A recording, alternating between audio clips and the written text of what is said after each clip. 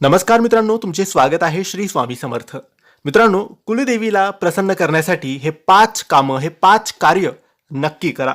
मित्रांनो, आपल्या प्रत्येकाच्या परिवाराची, घराण्याची एक देवी असते. ती कुलदेवी असते आणि ती जर प्रसन्न असेल आपल्यावर, तिला जर आपण प्रसन्न करत असू, तर आपल्यावर कोणतेही संकट कधीच येत नाही. कारण ती नेहमी आपल्या परिवाराचे, आपल्या घराण्याचे, आपल्या कुटुंबाचे रक्षण करत असते. म्हणूनच सांगितलं आहे की कुलदेवीची स्थापना, तिची टाक किंवा तिचा फोटो, तिची प्रतिमा, मूर्ती आपल्या घरात असायला पाहिजे. आज आम्ही तुम्हाला अशा 5 गोष्टी, 5 कार्य, 5 कामं सांगणार आहे जे प्रत्येकाच्या घरात झालेच पाहिजे, प्रत्येकाच्या परिवारामध्ये झाले पाहिजे. पहिले तर हे काम नाहीये, पण हे माहीत असणं गरजेचं आहे. तुम्हाला तुमची कुलदेवी माहीत असणं गरजेचं आहे. माहीत नसेल तर माहीत करून घ्यावी.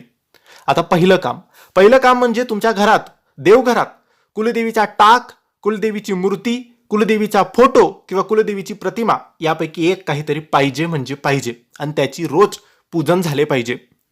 किंवा आपल्या कुलदेवीचा कलश कायमस्वरूपी आपल्या देवघरात असला पाहिजे आणि रोज त्या कलशाचे पूजन झाले पाहिजे. दुसरं काम, रोज सकाळ संध्याकाळ आपल्या कुलदेवीचा जोही मंत्र जप आहे तो मंत्र जप 1 माळ त्या घरात झालाच पाहिजे. तिसरं काम, कुलदेवीचा वार असतो, काहींचा मंगळवार, काहींचा गुरुवार, काहींचा शुक्रवार, काहींचा रविवार.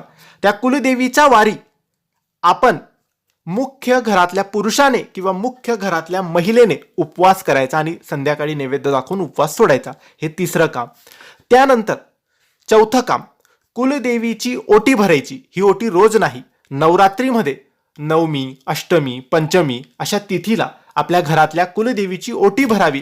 किंवा 5वं काम बघा, 5वं काम काय आहे, वर्षातून एकदा तरी, 12 महिन्यातून एकदा तरी आपली कुलदेवी जिथे आहे, ज्या जागी, ज्या स्थानी आहे, तिथे जाऊन सहपरिवार, सहकुटुंब तिचं दर्शन घ्यावं आणि वर्षातून एकदा तिथे जाऊन तिची ओटी भरावी.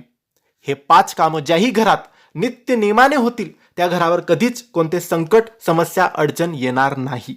धन्यवाद.